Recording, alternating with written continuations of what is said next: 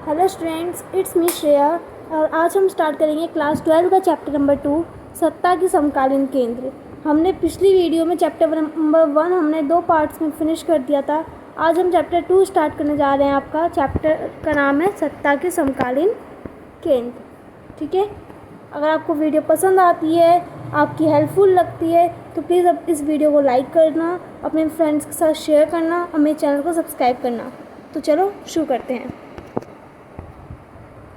सबसे पहले हमने जो लास्ट क्लास में पढ़ा था चैप्टर नंबर 1 दो ध्रुवीयता का अंत, उसके बारे में थोड़ा सा रिवाइज कर लेते हैं। दो ध्रुवीयता का अंत में हमने क्या पढ़ा था? दो देशों के बारे में पढ़ा था, सोवियत संघ USSR और अमेरिका USA। ठीक है, ये दो देश थे हमारे। इन दोनों देशों के बीच में क्या था? युद्ध था। कैसा युद्ध था? शीत युद्ध था, जिसे हम कोल्ड वॉर भी बोलते हैं। शीत युद्ध कैसा युद्ध होता है? जिसमें युद्ध जैसी संभावना रहती है, मारपीट जैसी संभावना रहती है, पर वास्तविक रूप में कोई भी हथियार नहीं चलाए जाते, सिर्फ और सिर्फ संभावनाएं ही रहती हैं।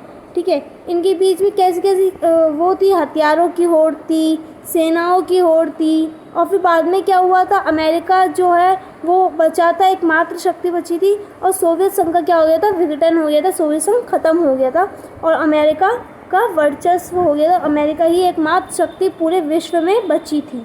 ठीक है, तो अब हम इसके आगे का पढ़ेंगे कि जब अमेरिका एकमात्र शक्ति बची थी तो क्या कोई ऐसे देश थे? तो एकमात्र शक्ति जब बची थी तो इसी से क्या था? अब ये पूछा गया कि क्या अमेरिका को भी कोई टक्कर दे सकता है? जब अमेरिका एकमात्र शक्ति है, कोई अमेरिका को भी टक्कर दे सकता है?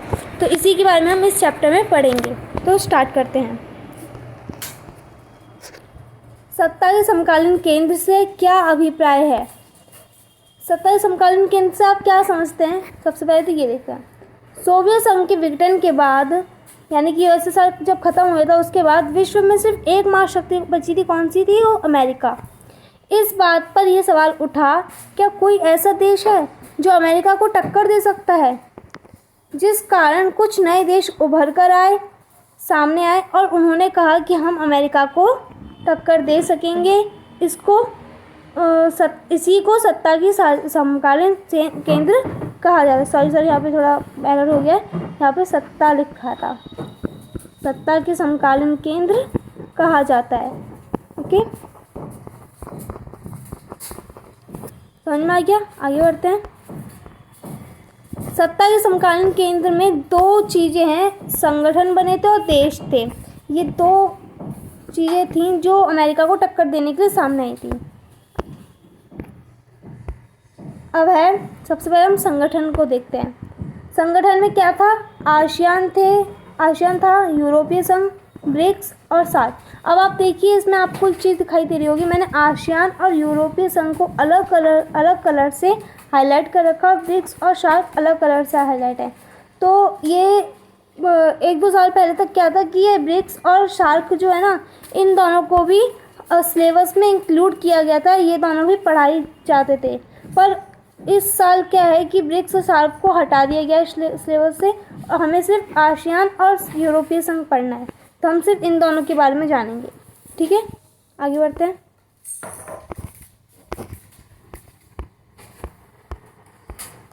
और अब ये है देश। देश कौन कौन से हैं? भारत आया था, अपना भारत आया है, चीन आया, जापान आया, दक्षिण कोरिया आया, इजराइल आया और रूस आया। ठीक है, तो ये 5 देश थे जिन्होंने ये कहा कि हम अमेरिका को टक्कर दे सकते हैं। ठीक है, 5 तरह के देश हैं जिन्होंने कहा कि हम अमेरिका को टक्कर देंगे। अब इसमें भी आप देखिए, जो रेड से मैंने कर रखा है यही है सिर्फ आपके सिलेबस में, बाकी ये 3 जो हैं ये आपके सिलेबस में नहीं है। इस साल लास्ट ईयर थे, उससे भी लास्ट ईयर थे, बट इस ईयर सिर्फ आपको चीन, जापान और दक्षिण कोरिया के बारे में ही पढ़ना है। ओके, आगे बढ़ते हैं। अब है यूरोपीय संघ। यूरोपीय संघ के बारे में अभी हम थोड़ा सा जानेंगे। यूरोपीय संघ क्या है? ठीक है, इसकी विशेषताएं क्या है, इसकी कमियां क्या हैं, इसके बारे में हम जानेंगे।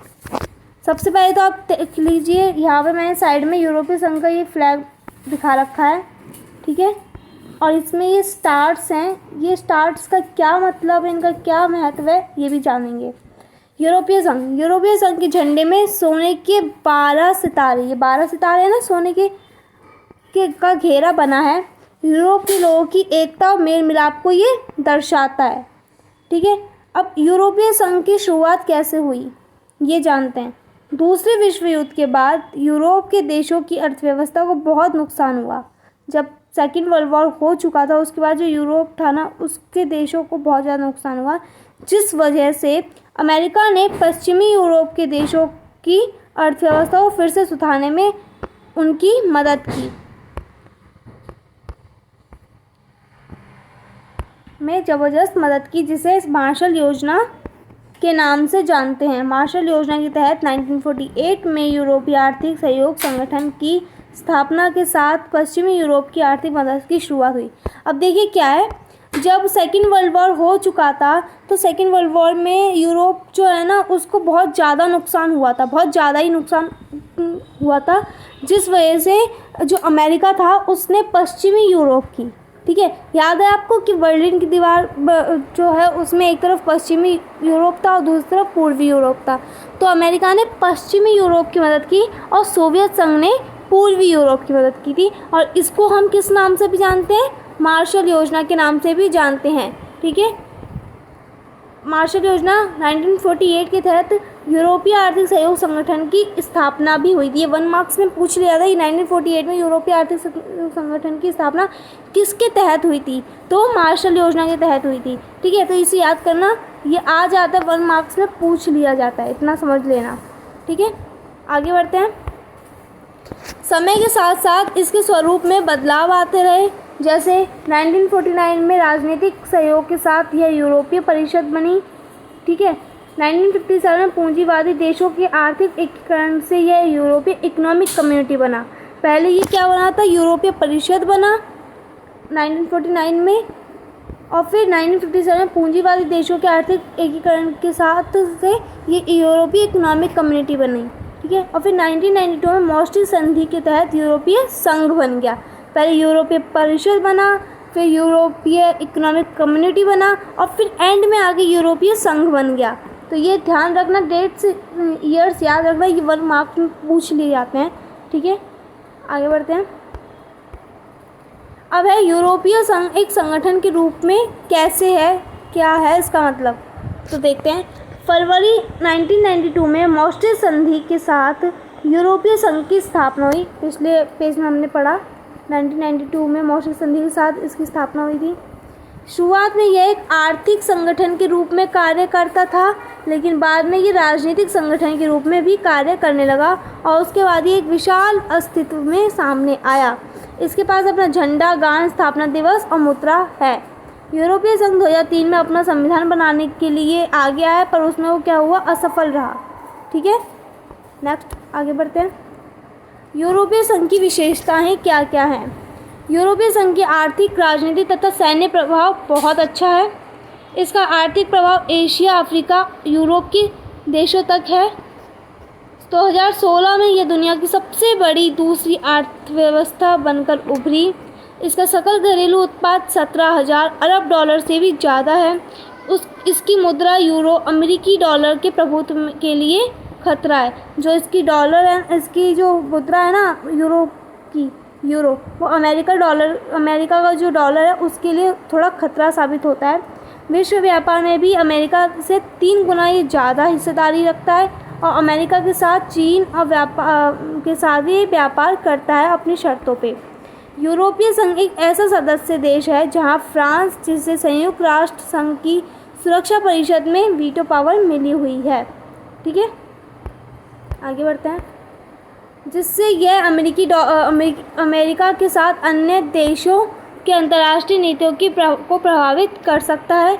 इसके पास दुनिया की दूसरी सबसे बड़ी सेना है, किसके पास, यूरोप के पास, और इसका सदस्य देश फ्रांस के पास 365 परमाणु हथियार हैं। ठीक है, यह विश्व व्यापार संगठन के अंदर एक महत्वपूर्ण समूह की तरह काम करता है। ओके, तो ये है इसके कुछ विशेषताएं। आगे बढ़ते हैं। अब इसकी कमियां जानते हैं कि इसकी कमियां क्या हैं। ठीक है, देखो पेपर में ना विशेषताएं, कमियां, ये चीज़ें जो है ना पूछ लिया जाता है 4 मार्क्स में आ जाएंगे, 6 मार्क्स में आ जाते हैं, 2-2 मार्क्स में भी आते हैं। इनमें से 1-1 मार्क्स से भी क्वेश्चन उठा के दे दिए जाते हैं कि कौन सी संगठन कब बनी, कैसे बनी, कौन सी संधि के तहत बनी। तो इनको ना थोड़ा ध्यान से पढ़ना, ताकि आपको ध्यान रहे कि हाँ 1 मार्क्स में ज़्यादातर आते हैं क्वेश्चन। मैंने बताया ना, मॉस्ट्री संधि के तहत यूरोपीय संघ की स्थापना हुई थी 1992 में, है ना। तो वो क्वेश्चन आ सकता है, इसलिए उसे ध्यान रखना। अब इसकी कमियाँ क्या है? यूरोपीय संघ के सदस्य देशों की अपनी अलग विदेश नीति और रक्षा नीति चलाई, ठीक है। यूरोपीय संघ के जो सदस्य देश थे ना जितने भी, उन्होंने अपनी अलग विदेश नीति और रक्षा नीति चलाई। यह नीति कई बार एक दूसरे के खिलाफ भी हो जाती थी, ठीक है। ये ऐसी नीतियाँ थी कि कई बार एक दूसरे जो सदस्य देश थे उनके खिलाफ भी हो जाती थी। उदाहरण, इराक पर अमेरिका का हमला हुआ। जब इराक पे अमेरिका ने हमला किया था तो उस समय ब्रिटेन ने इस हमले में साथ दिया, जबकि जर्मनी और फ्रांस इसके खिलाफ थे, ठीक है। डेनमार्क और स्वीडन में मॉस्ट्री संधि और साझी यूरोपीय मुद्रा यूरो का विरोध किया। यूरोपीय संघ की स्थापना के समय से अब तक कई सदस्य देश अमेरिकी गठबंधन का हिस्सा रहे हैं। यूरोपीय संघ की कुछ नीतियों के कारण ब्रिटेन ने यूरोपीय संघ के जून 2016 में एक जनमत संग्रह के द्वारा अलग होने का निर्णय किया, जिसे ब्रेक्सिट कहा जाता है, ठीक है। कुछ नीतियां थी यूरोपीय संघ की जिस कारण ब्रिटेन ने 2016 में इससे अलग होने के लिए निर्णय किया, और इसको ब्रेक्सिट कहा जाता है। तो ये आ सकता है 1 मार्क्स में, ध्यान रखना। आगे बढ़ते हैं। यूरोपीय संघ के गठन के उद्देश्य क्या क्या थे? एक समान विदेश नीति और सुरक्षा नीति चलाना, आंतरिक मामलों तथा न्याय से जुड़े मामलों में एक दूसरे का सहयोग करना, एक समान मुद्रा का चलन करना, विश्व मुक्त आवागमन होना, विश्व मुक्त है, ठीक है, विश्व मुक्त आवागमन होना। ओके, आगे बढ़ते हैं। तो ये आपकी कुछ यूरोप के बारे में मैंने बता दिया है। होपफुली आपको ये सब पसंद आया हो। अगर आपको पसंद आया तो प्लीज़ वीडियो को लाइक करना, चैनल को सब्सक्राइब करना और अपने फ्रेंड्स के साथ इस वीडियो को शेयर भी करना, जिससे आपकी और आपके फ्रेंड्स की बहुत मदद हो सके। और इसका पार्ट 2 मैं जल्दी ही लेकर आऊँगी। तब तक के लिए टेक केयर, बाय बाय।